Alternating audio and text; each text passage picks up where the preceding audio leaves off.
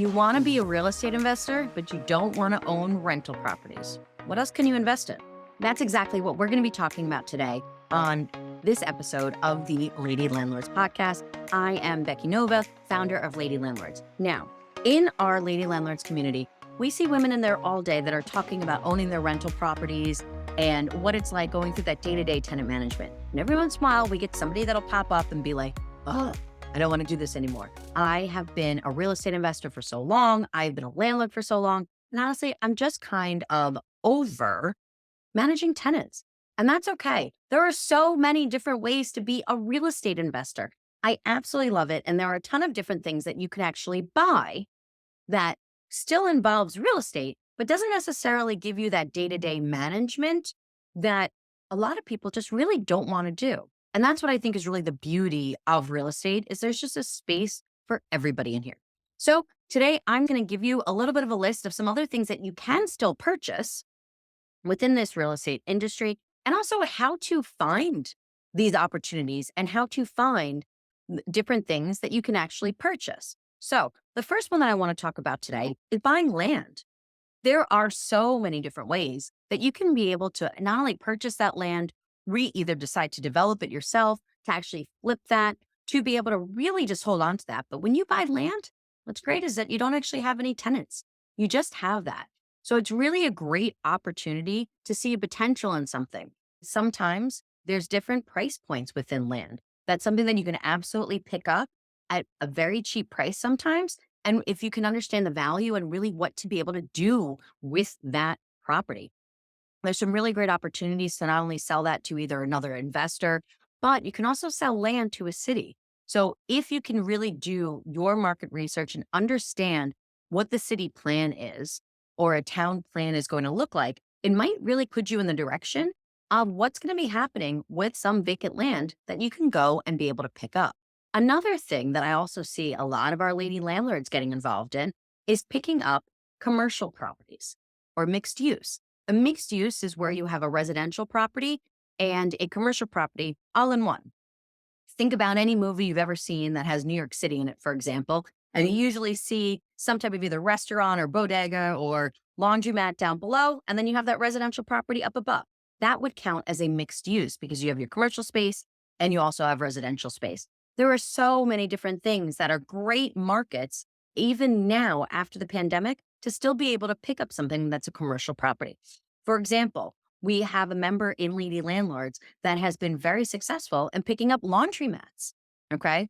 This is something that I'll tell you a fun, quick little story about this. But growing up in New York, when I was living in the city, I didn't do my own laundry. I thought that was really weird. I just didn't understand how to use a laundry machine. Still really kind of don't. But we would go send our laundry out. It was great. You just called somebody, they would pick it up. You'd come home from work and it was sitting right outside your door, all folded, all nice and warm. It was fantastic. Actually, we kind of miss that. And in New York, there was always this thing that if you actually moved into a property that had a washer and dryer, that was like you made it. Like you must be like doing really well with money if you actually had a washer and dryer in your unit in New York City, in Manhattan, because it was just so expensive and nobody ever had it. So when my husband and I bought our first duplex, one of the things that we actually did was down in the shared space in the basement, we were so excited to put in a washer and dryer because that to us was like, yeah, we made it. Like, this is so cool to have. So we ordered our washer and dryer, got it put in and installed into that space. And they were like, great, like, this is amazing. We just bought our first house. We bought this duplex. Now we have a washer and dryer. And then we kind of like looked at each other and we were like, so do you know how to use this thing? And it's like, no, don't you know how to use this thing? And it's like, nope. So laundromats are a really popular thing, especially depending on the location. So definitely something to look into to see really how you could capitalize on that, especially if you're anywhere apparently where I live. But having a laundromat or any type of service that would be able to do that is absolutely a great opportunity in a commercial space that you might want to look into. Another area that is really growing within that commercial property is actually co-working space. Think about your WeWorks, right? A place where instead of just having this one office and that whole floor of a building represents that law firm or that accounting firm, it really is a great place for entrepreneurs, for people that maybe now are working from home and just want to get back out of the house to really be able to share that space. It's a great place to be able to meet other entrepreneurs, meet other people just in general that have other common interests, and be able to use that space to be able to keep your rent really low. Now I don't have to worry about renting my own private office. I can really rent a desk in a space, and it's going to be a lot cheaper to do that. And we're all sharing the cost of the internet and a printer and all those types of things. I used to actually work out of a co-working space, and they even had like a bar and like almost a full restaurant inside where I can pick up and get my food and breakfast and lunch and all that. And it was really fantastic. Those spaces are becoming more and more popular as there are alternative solutions to having to go into an office anymore. So that's either something that now smaller businesses are saying, well, we don't really necessarily need all this big space. Now we only have these employees working Monday, Tuesday, these working Thursday, Friday. We can actually downsize. So really the need for co-working space is increasing, and it might be an opportunity that you would want to look into. Third opportunity that I wanted to share and have you start to think about is actually something that I also own, which is a parking lot. Now, you might be living in a certain location that you're like, who the hell would ever pay for parking? And that's okay. Get that it's not for everybody. But once again, over here in New York, that's like prime real estate. In New York City, we battle over parking spots. People literally have to change their work schedules to make sure to secure that perfect parking spot. And that's something that actually brings us in an income of over $1,000 easily. No clogged toilets, no changing light bulbs, no problems there. Everybody has their assigned parking spot. We have security cameras on it, and they understand that if something happens to their car, that's something that we're not responsible for. It is a great opportunity to still have that space. It's actually something that we can offer to our tenants that are near that parking lot, kind of a great opportunity to then increase and have supplemental income coming in from that same tenant by also having them rent from that parking space. But I do recommend absolutely owning that parking space in a place where there is not snow, because that is not necessarily my favorite part of that parking lot over here in New York. But I hope that these ideas are starting to help you think about what else you could be purchasing besides necessarily just a house. Now, the next one I have for you does include the idea of still having tenants, but really there's a lot of different options in it that you might want to consider, and that is mobile homes. What's interesting about mobile homes is that there's not just the home itself, there's the land itself, and then there's the park itself. There are a lot of opportunities of what you can do to look into purchasing within that mobile home space that could really work and be able to rent out. Maybe you purchase the land and rent out the space to a mobile home. Maybe you purchase the park and then rent out that land to other people that then rent out that mobile home, right? So there's so many different ways to really be involved in that. Now, financing with mobile homes is going to be a little bit different than it would if you were buying, say, a single family or multifamily house, but it's something that you can absolutely look into. And depending on the market and the price point that you were looking to purchase in, really a mobile home or any of the options within that is something that you really might want to be able to consider. Another opportunity that you'd want to think about if you do not necessarily want to be a tenant is storage space. Storage space absolutely has no tenants. That to me is also great. You get that monthly recurring income coming in, but you also don't have to worry about leasing things. You don't have to worry about breaking up fights between tenants. You don't have to worry about the noise coming from one unit to the next.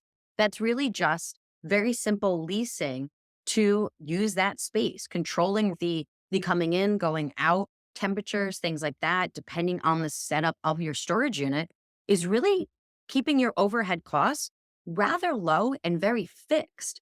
So investing in storage space is going to be incredibly important.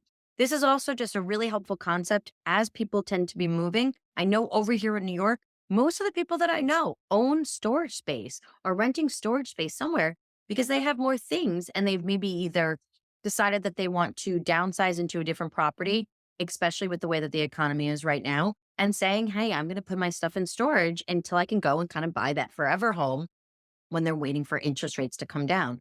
So there is a big demand for storage space. The next option I have for you is if you're kind of saying, listen, it's not necessarily that I don't want to be a landlord, but I kind of want to start thinking in a different way. What you could start doing is your own syndications. A syndication is when a group of people actually pool their money together to usually buy a larger property. Okay. Caveat to this is you have to make sure to understand your SEC regulations for how you can actually pool money and what regulations are involved in doing that. So please do make sure to talk to your attorney before moving forward with this one. But when you are a syndicator, you're usually bringing together all of those different people. And since it's a larger project, we're talking maybe 100 units, 50 units, whatever that might look like. This is something that then you would really want to consider having a property management company involved or even an on-site staff. So that really still removes you from having to do the day-to-day landlording, but it allows you to still own that real estate. And if you are part of the syndication itself, as one of the people that actually is putting this deal together, there are a lot of opportunities with how you can really make money on that and how you're able to continue to grow that wealth that you want to do within financial freedom for real estate investing. So it removes the day-to-day manage from it, but it still allows you to go out and buy the building, right?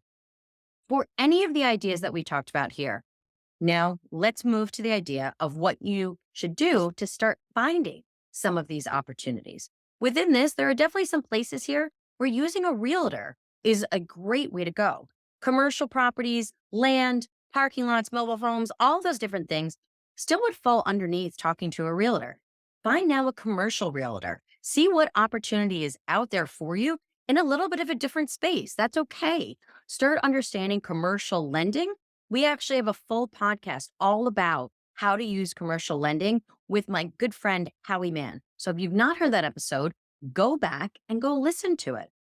But getting commercial lending, honestly, is kind of nice. There's a lot less of paperwork and invasiveness compared to an underwriter in buying a residential property. So look into those commercial opportunities. Build your own team within that and see what opportunities come towards you.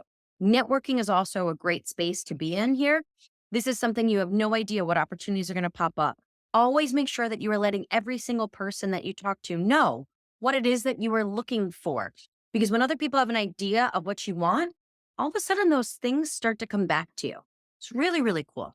Another opportunity is to also find other people that help those buy and sell businesses. That might be something that you want to look into, especially if you want to go that laundromat, that co-working space, any of those types of categories there where you really want to buy the business and not just the building is always a smart idea. So get out there, make sure that you are networking, make sure that you are going to local events and really talking to other people that are in these spaces to see what opportunities can come your way. All right. Thank you very much for joining me for today's episode of the Lady Landlords Podcast. I hope this just started those creative juices for you of what other things that you can do to still invest in real estate, but not actually always have to be a landlord. So thank you for joining me today. Please do make sure to hit that subscribe button below so you do not miss another episode of the Lady Landlords Podcast. We release new episodes every single Tuesday. Thanks so much, and I will see you next week for the next episode of the Lady Landlords Podcast. Thank you for listening to the Lady Landlords Podcast. If you're feeling stuck in your real estate investing journey, visit lady-landlords.com to book a 15-minute orientation call with me and see if you're ready to join our mentorship program.